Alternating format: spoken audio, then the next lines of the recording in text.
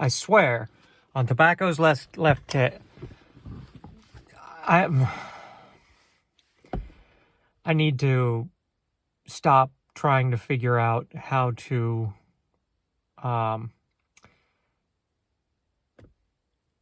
record instead of take photos of myself and then rant at an inert camera.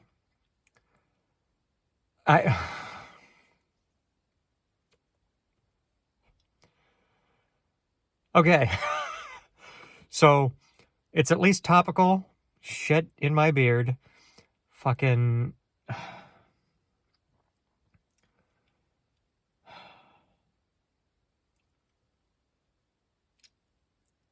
The entire reason that I started doing these rants like this is because I'm a perfectionist. And I need to break myself from that if I'm going to get much work done.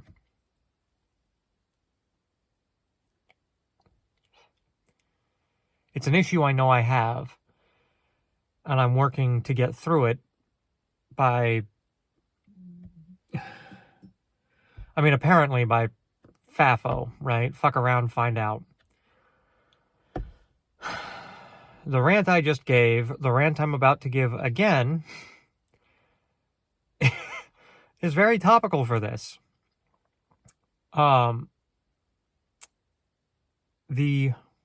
Voltaire said, "The perfect is the enemy of the good." Or something to that effect. It was in Italian. Originally. I think it was Italian. It doesn't matter. It doesn't matter. It doesn't matter. Don't look at me like that. The camera is either... I'm using my phone. I can either look straight at the face that I can see, or I can look at what I believe to be the location of the actual camera. So I'm either going to be looking at, like, over your shoulder or directly at you. I'm not sure. I'm going to try and focus on where I think the camera is, but I am a bit of a nudnik, so we'll see how that goes. Again, the perfect is the enemy of the good, and that's half of why I'm doing this. The intent of that statement is that if you're trying to make something perfect, you're never going to get anything done. And that's true. You know, you can work the same piece of writing over and over and over and over again, and always find something that needs fixing, correction, tweaking, a little bit here, a little bit there. I have a novel that I've been working on since I was 18 that still isn't perfect in my eyes. I've shown it to a couple of people, and I'd really love to get it published, but I keep feeling like it needs something more.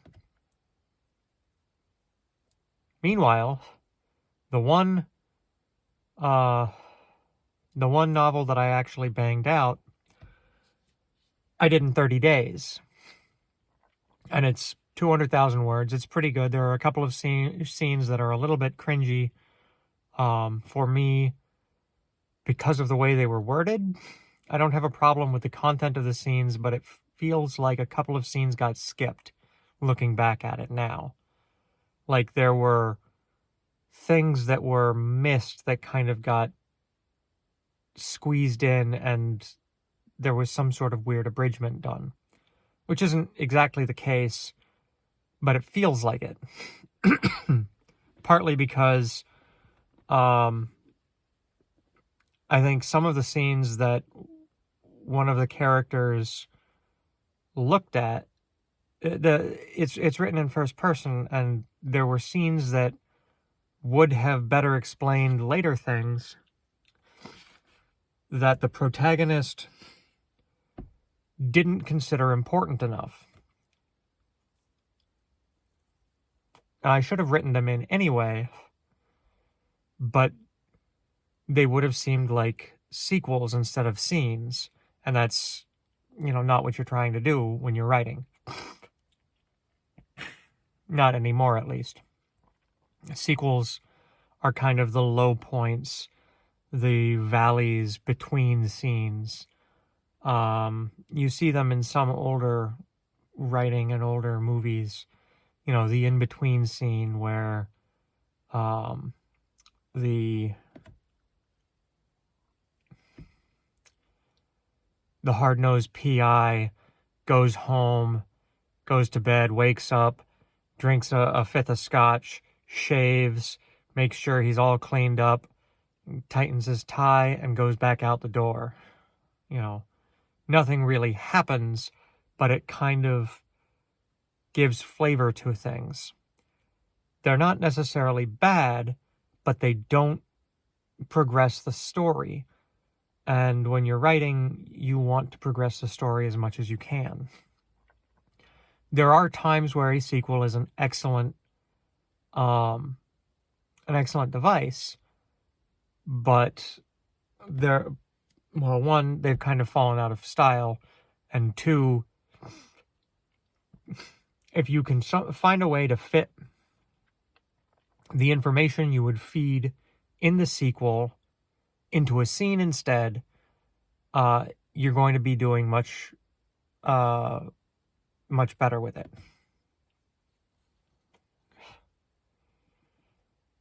And that whole thing had nothing to do with anything that I said in the previous 15-minute rant that I just did. Again, this is just me rambling because I fucked up last time and took a photo instead of recording. I'm pretty sure I'm recording now. Yeah. If not, you'll never know. So, points to me. I'm thinking ahead. No. Anyway, the perfect is the enemy of the good. We want things to be perfect. That's something that's kind of inherent to most people. And as a storyteller, you want your writing, your work to be perfect. You want it to be beautiful and beloved and amazing. And it will be. It'll be great. It'll be fine. But each novel is like a gem, right? You have to chip parts away to reveal the faces of the gem and to show the beauty of it. But if you keep chipping away, eventually you're going to just turn that whole stone into splinters. It will stop being, good enough for anything but bits and pieces.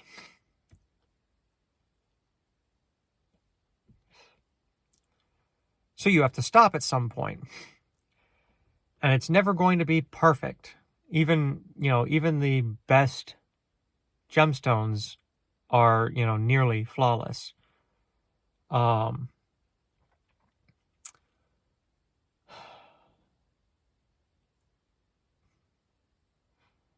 So eventually you have to stop and step back and say, this is good enough. That's not a cop-out for avoiding research, as I've said before. Do your research. It's not a cop-out for avoiding things like editing. You should still do that. Make sure you're spelling things correctly. No penguins spelled with 2 Q's and an R.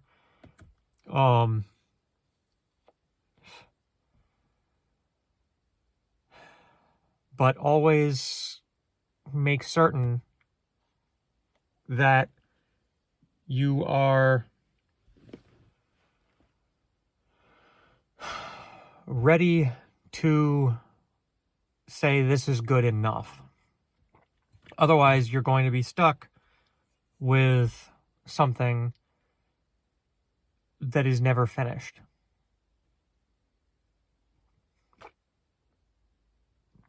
What the hell did I say the first time? I had a couple of good little lines that I liked. I don't remember them right now. Oh, Um, Sometimes in striving for perfection, you could actually wind up making things worse, whereas a mistake will make something better. The perfect example of that is in the movie of the Two Towers, in the scene where Aragorn, Legolas, and Gimli are chasing after the orcs that have stolen the hobbits. They come to a hill, and the orcs are still far, far away. Aragorn, frustrated, kicks a helmet that's nearby, and Viggo Mortensen,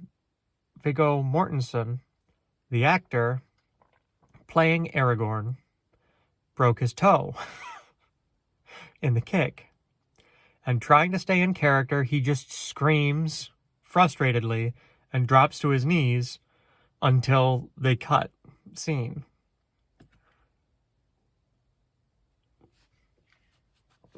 We only know about that because it got kept in the final cut. Because, goddamn, that is an amazing... It is amazing that he was able to maintain character like that, one. Two,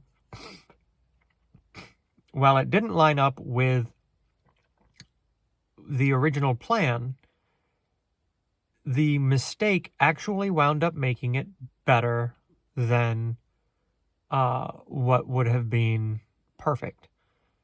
There was that small flaw.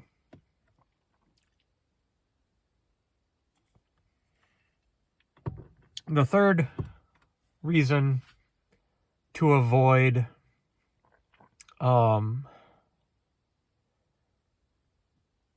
stressing perfection is you're never going to get there. Never ever, no matter how good you are. And when you think whatever you've done is perfect, someone else will find something wrong with what you've done. I'm going to use my own work because, I don't mind accusing myself of fucking up. In the book that I've been putting out on Kindle Vella, I use mostly British English spellings when they break from American English spellings. For a few reasons that I'm not going to get into. But it's a stylistic choice in this case. The spelling of the word gray in British English is G-R-E-Y, and the American is G-R-A-Y. In 185,000 words, I used the word gray 6 times. And my buddy caught that one of them was the AY instead of the EY as he was going through it. And he's like, hey, so you might want to double check because I know you were using EY earlier. I'm pretty sure I saw that. It would have been a while ago. Sure enough, I used the word 6 times. 4 of them were EY and 2 of them were AY. I don't know if that's just me, not braining properly or autocorrect fixing it, or, Grammarly throwing up the correction and me just accepting it without noticing, or just, my brain doing a derp and going with the American instead of the British because both spellings are valid. So I made those fixes. And I was like, yeah, okay, great. That's got to be every mistake, right? And then he's like, well, actually, there's a line break that doesn't make sense. You might want to take a look at this too. He points it out. And I look. And I know exactly what happened. I use Google Docs when I write and to store my writing. For the ease of it, I had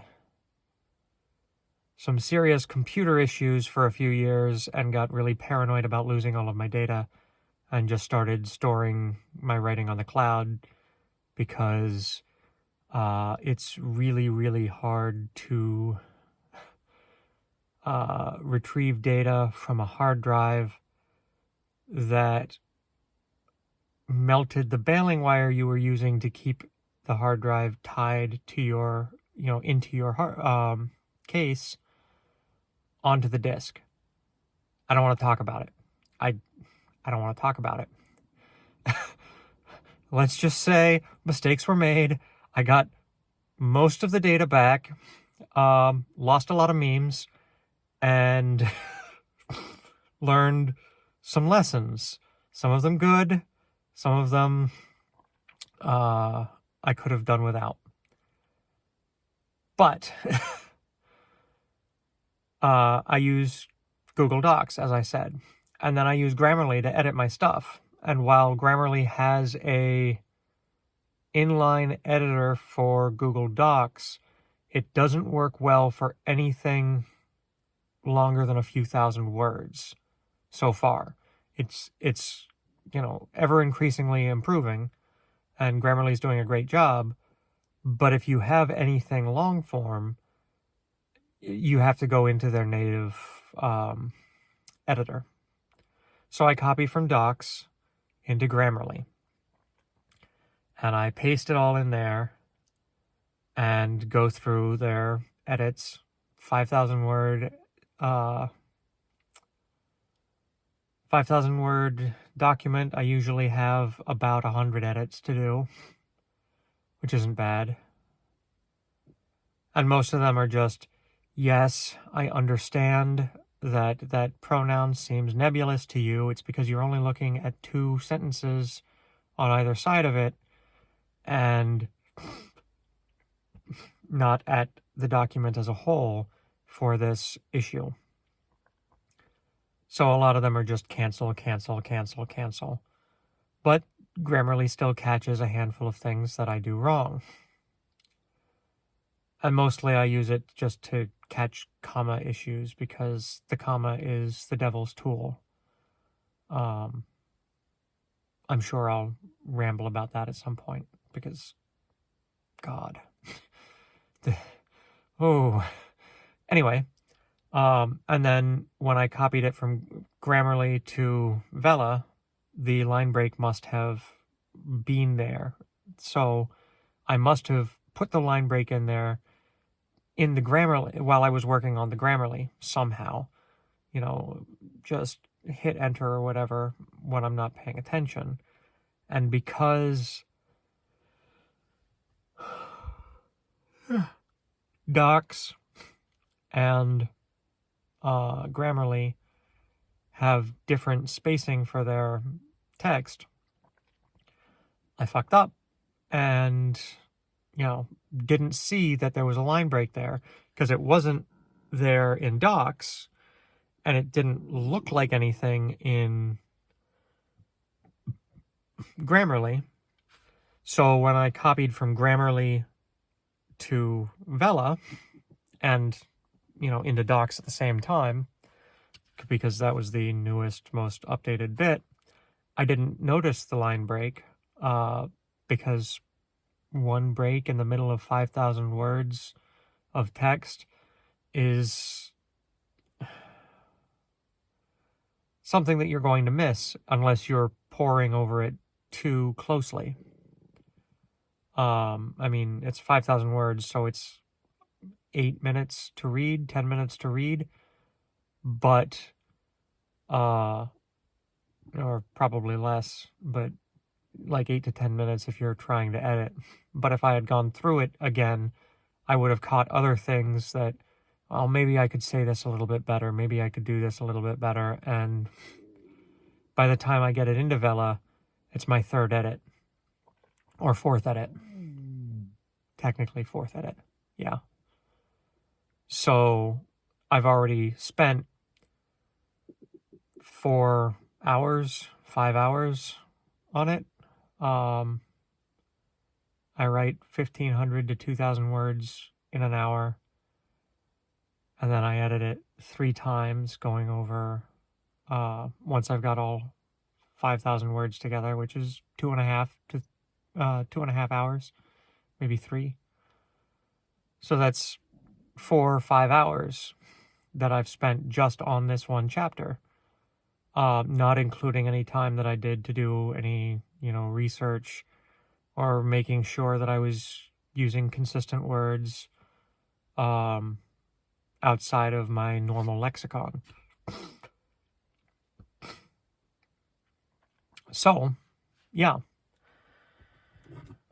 It was not perfect, but it was good enough. My friend thought it was okay, which, I mean, I like his opinion. It makes me glad that he enjoys what he's reading that I've written. I'd love to have more people reading it, but I'm also shit at selling myself, which is another thing that this should, in theory, help me do. Not so much in the putting out a rant, but in the learning to accept that I don't need to be perfect to be good enough. And that's my journey at the moment. And hopefully you will have found something useful in this. Yeah, you're not perfect, but you're good enough. Accept yourself. Know that you can constantly improve. But eventually you have to put yourself out there, or else you're going to be lost. I don't know what I'm saying. What the fuck are you still doing watching this? I'm Bob out.